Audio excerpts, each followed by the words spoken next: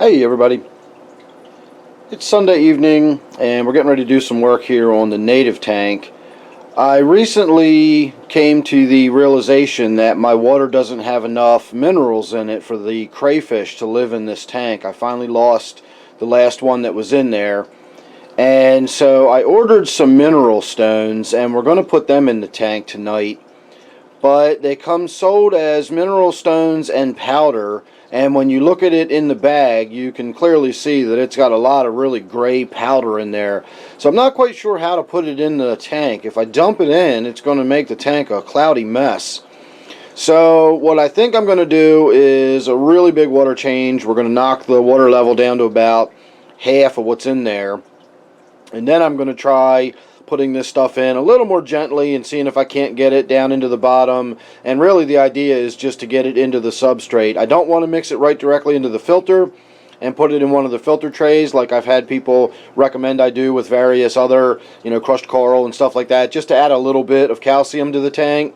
This stuff I want the animals to have direct access to so they can actually graze off of it and draw the minerals they need as they need it. Now, I did mention that another one of my tanks, I got wonder shells. They're on the way. They haven't arrived yet, so we'll do that later next week. We'll put them in another one of my tanks. But this tank, I can afford to let the water get a little harder, or I can let the pH shift around a little bit. The mineral stones I got aren't supposed to have any of that happen, but I don't know whether it's going to or not. So I feel safe experimenting with them a little bit in this tank.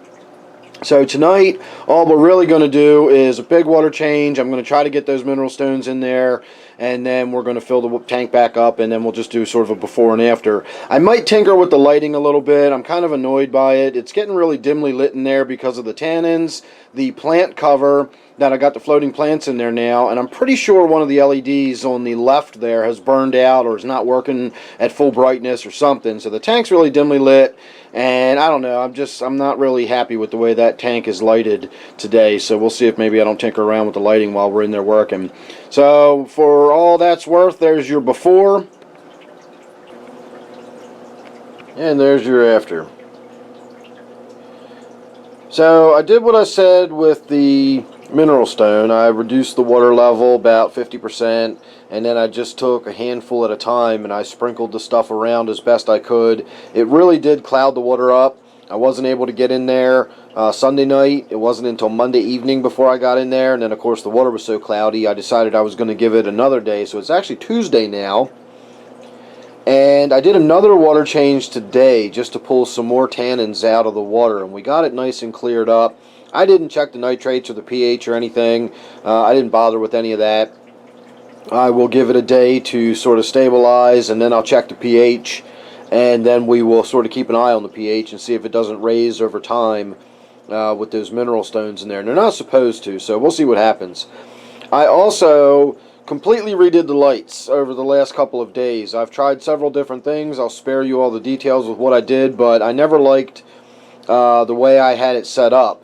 I put one of the new LED shop lights that I've recently discovered. They're very low budget. They do sell them on Amazon. I'll put a link down below, but I got mine at the Wally World for about $40, and I really like the way it looks. I had it off to the right like I did with my other shop light, and then I had those LEDs on the left, and the color temperatures didn't match up, and so that's when I started tinkering around and moving this one over here and that one over there. And what I ultimately wound up doing was putting the shop light centered in the middle, much the way I have it over my 125, and then I put one of those dome lights on either end with just a compact fluorescent with the 6500K CFL in it.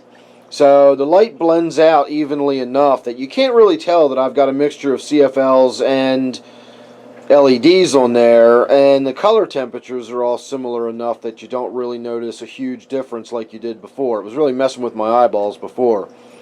So we've since I started the beginning of this video, we have discovered that I have at least 3, possibly 4 crayfish still alive in there. And there was some other thing I was going to say, and I don't know what it was now.